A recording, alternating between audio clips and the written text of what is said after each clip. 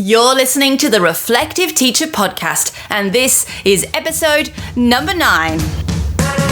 I'm Selena Woodward, and I'm an English and drama teacher, university lecturer, and with edufolios.org, a big-time reflective practitioner. So how can reflective practice help you grow your teaching skills, fall in love with your profession all over again, and help you nail accreditation and teacher registration with less stress and less work? Well, this is the Reflective Teacher Podcast. Hi everyone, thank you for joining me again today. Selena here on the Reflective Teacher Podcast. Every week we are here talking about reflective practice and online teacher portfolios. Now forgive me this week, as you might be able to tell, I got a bit of a cold, so if I sound a bit bunged up, try and ignore that, okay? I'm here for you every week, as I always am, and this week I want to talk to you about those artifacts that you're placing in your e-portfolios. Now, artifacts are obviously essential ingredients to any evidence piece. When we get to highly accomplished and lead, they're actually essential. Most of your reflection is going to stem from those very core pieces of evidence. The artifacts are there to prove what you've been talking about in your reflection. Now, they can be many things. There's a whole long list of them in the AITSA website documentation. And of course, as always, I'll share all of that with you on the podcast notes, which will be available at edufolios.org/009 today. But they might include things like lesson plans, unit plans, examples of student work, etc. And some of those are easier to share than others. If we've got a Word document with a lesson plan or a unit plan, then it's fairly easy to upload and attach that into an e-portfolio. I would never advise that you copy and paste the content of a lesson plan in its table or whatever you've been using directly in your evidence post, because the way in which that document will be organized will be fairly complex and it's not likely to look very good in an online portfolio when pasted in. The best thing to do is to upload those documents and then link to them while you're writing about them. They're fairly easy to deal with, aren't they? Because they're your work, they don't necessarily involve anybody's names, and there's not really much to think about ethically. But there are other more tricky ones, aren't there? Like perhaps you want to take a sample from a student's work, and that's not in a digital format. It's written by hand in an exercise book or on a piece of paper. Perhaps you need to take a photograph of you working with some students to demonstrate the teaching pedagogies that you've used. How do we do that? How do we deal with taking bits of the analog world around us and ethically taking those pieces of evidence and placing them somewhere online? I'm not going to get too much into the legalities today. I'm going to focus very much on the tools that make your life easier, but we will touch on the focus area in question because it is actually really important to understand that there is actually an entire focus area there in the standards that deals with how we behave socially and ethically when we're online. Now that standard is standard 4. The focus area is 4.5 and it's using ICT safely, responsibly and ethically. At the proficient level, you have to show that you're incorporating strategies to promote the safe, responsible and ethical use of IT in your learning and teaching. This is also true of your behaviour online yourself. You need to demonstrate that you have some strategies that you can use so that when you're using things online, you yourself are being safe, responsible, and ethical. And so whenever you follow a protocol around using a digital document, a photograph, an online Word document, you may find that you are demonstrating that focus area, which is great. It's a great piece of evidence in itself, as long as you, of course, use the language of that focus area in your annotations, in your writing. Okay, so how can we do that? What kinds of things do we need to be thinking about? Well, just a quick tip. If you are taking photographs of students, then you really need to make sure that there's nothing in that photograph that will identify them or where they are. We know this to be true. It's the kind of thing that we teach our students. So what we don't want is the school name, the school badge, anything identifiable.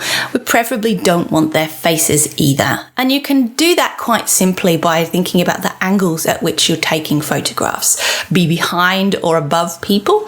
And when you take those photographs, everybody looking down, we can't see their faces. If we just need the document, then just use a photograph of the document. You don't necessarily need the student there. But say you're working on fine motor skills and you want to show a photograph of you doing hand on hand or something like that. Take a photograph just of the hand. You don't need the whole person in there. Make sure that you're being smart with your camera angles. Also, you need to make sure that you have permission. For those of us who are on a site regularly because we're on contract or we have permanency, then this can be a bit easier because we know who to talk to and we can go and ask for permission. We can follow the right protocols there in Standard 4 to seek permission from parents as well. Obviously, every year a letter would go out to parents telling them what IT is going to be used at the site. There's usually an IT policy, and all of these things are things you should know about and try and get the information of. It's really important though that at the very least you speak to your principal, whether you are relieving and taking photographs, you're on prac and taking photographs, or you're just there for a couple of weeks cover. You need to talk to the principal if you are taking photographs and find out what the policy is at that school and how they would like you to move forward. On prac, a lot of the time you will write a letter to introduce yourself to the parents. Talk to the principal first and find out if it's appropriate to put a statement in there about wanting to take photographs of their children's work, etc., and asking permission to use them. Talk to your principal. That is really the most important thing. And if you are a reliever and you're trying to grab this evidence, then definitely talk to the person who signed you up for the day and tell them that today you're really looking to make sure that you've made an impact on these students. Would it be okay for you to take photographs of their work, etc.? You will, of course, get them reviewed by them at the end of the day. To have those collegial conversations. Standard 6, make sure that everybody is on the same page and that you're being ethical with those decisions. Asking permission is really important. The third thing that I want to share with you are cool tools that you can find on a phone or on a Windows machine that will really help you to reduce some of the stress. Now, I want to point out that in our RAN training, it's really important to note that it is frowned upon to use your personal device to take photographs of children, and that's super important to remember. So if you're on a site, it is best to use the site's devices to take those photographs, whether that be a site iPad or a site camera. Make sure you do not break any of the reporting abuse and neglect rules and guidelines. That's something to take into account. So these apps would be something that perhaps you would want to install on a shared device used by the school. The first one I want to share with you is a Microsoft app. As you may or may not know, as part of my role as a teacher and lecturer at Flinders University, I am also a Microsoft, wait for this, it's a mouthful, a Microsoft Innovative Educator Expert and a Microsoft Education Trainer. So I do work with schools here in South Australia to help them get the best out of Office 365 and other Microsoft products. And one of my favourite tools that you can use in line with your digital portfolio is one called Office Lens. And that's spelled Office correctly and Lens, Lens. When you get to the App Store, it looks like a little aperture, like a little camera aperture that's about to open in red. This app is amazing. It is so cool. And I will include a video about it on the show notes at edufolios.org/009. So I'll include a link to download it and a video of me using it for you.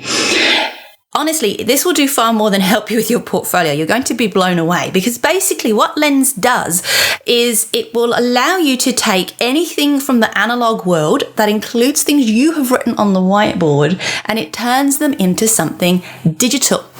Yes, you can take a photograph with Office Lens of your handwriting on a whiteboard and it will send it to Microsoft Word and type it up for you. Amazing, right? There's all sorts of cool things it can do. But I don't want us to get down the rabbit hole with this app. I mean, it's great as a pedagogical tool. Give it to the kids and let them do that and put their notes somewhere. Brilliant idea. When it comes to our ePortfolio though, my favorite feature is probably the document feature. So say I've got a student's exercise book in front of me. I open it at the example at the beginning where we did an assessment perhaps on writing for effects. And I look at the first sentence or the first paragraph they wrote and I take a picture of that. And then I flick forward in their book and I find the one they wrote 2 weeks later after all of the intervention, teaching and learning that's gone on to show the difference, to show the impact that I have made. I open Office Lens and I select the document option.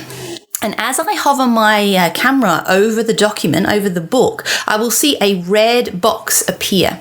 And the red box signifies the software trying to locate the edges of the image. What it's going to do is it's going to take a photograph of just what's inside that red box, and then it's going to change the photo to focus on that. So unlike where we would normally take a picture of a book on a desk and we would then have to go and edit it and crop it, or just leave it with the desk and all the papers and everything looking very much like an exercise book, Office Lens is going to do all of that for you. It will crop it, trim it, and it will adjust the light on it so that you can read everything perfectly.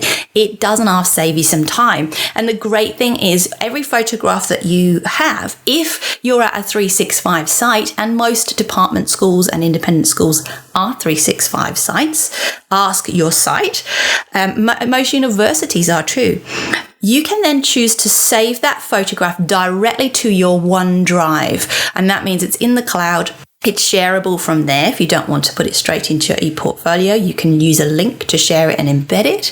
And it's securely stored where the school would like it to be on their servers. And that's really important. So that's Office Lens. Head to edufolios.org/009 for more instructions. Now, for those of you on Instagram, which is a fantastic place to demonstrate 7.4, by the way, and networking, I often see some really great practice in there using stickers. People will use the emoji stickers to put over students' faces. I know when my son had his first day at school, and because I live here in Australia and my family live in the UK, I shared a photograph of him and I used the Facebook stickers to cover up the school logo on his uniform so that his school was de-identified for security, personal security protocols. And that is a really, really good way of solving that problem. The main problem you've got ethically is if you don't have permission to share those photos on Instagram. I don't want you demonstrating that in your ePortfolio. I don't want you to be using Instagram to do that, because you're then uploading that photograph into somebody else's server before you bring it down and put it in your portfolio. So what I'm going to recommend to you is another app called InShot. So that's InShot. And if you're an Instagrammer, you'll love this because it'll help you do even more funky things with your Instagram photos. And you've still got stickers, etc. But this time you have the option where you save the photo. And that can be, to your OneDrive, to the device itself. Okay, so in InShot, you can do video, photo, and collage. And of course, video is okay too. And if I choose a photo, I can choose the camera or I can choose a photograph I've already taken.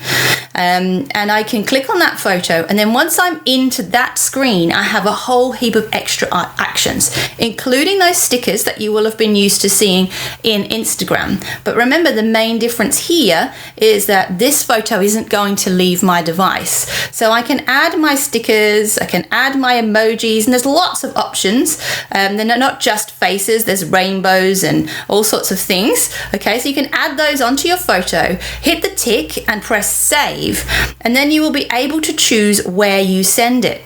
And as you scroll across the list, you'll see an other, which will allow you to choose any app you like, which could include, as I say, your OneDrive or your photo collection on the device that you're using.